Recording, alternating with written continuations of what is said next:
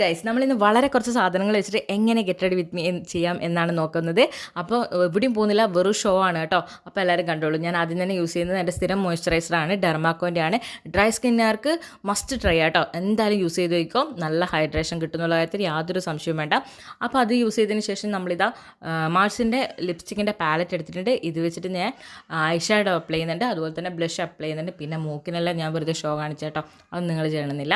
പിന്നെ അത് കഴിഞ്ഞിട്ട് നമ്മൾ ഐലൈനർ എടുത്തിട്ടുണ്ട്. ഐലൈനർ ഞാനിപ്പോൾ യൂസ് ചെയ്യുന്നത് ലാക്മേൻ്റെ ആണ്.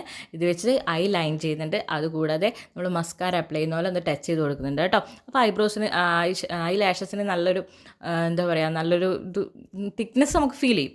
അപ്പോൾ അത് കഴിഞ്ഞപ്പോൾ നമ്മൾ ആലോചിച്ചു നമ്മൾ ഐബ്രോ ഫില്ല് ചെയ്തിട്ടില്ലാന്ന്. അപ്പോൾ ഐ മാജിക് എന്ന് പറഞ്ഞിട്ടുള്ള ഒരു ബ്രാൻഡിൻ്റെ ഐബ്രോ ജെല്ലാട്ടോ. ഇത് വെച്ചിട്ട് നമ്മൾ ഐബ്രോസ് നന്നായിട്ടൊന്ന് ജസ്റ്റ് ഒന്ന് ഷേപ്പ് ചെയ്ത് വരച്ചെടുക്കുന്നുണ്ട്. അപ്പോൾ ഇത്രയുള്ള ഗെറ്റ് റെഡി വിത്ത് മീ. ഇഷ്ടപ്പെട്ടു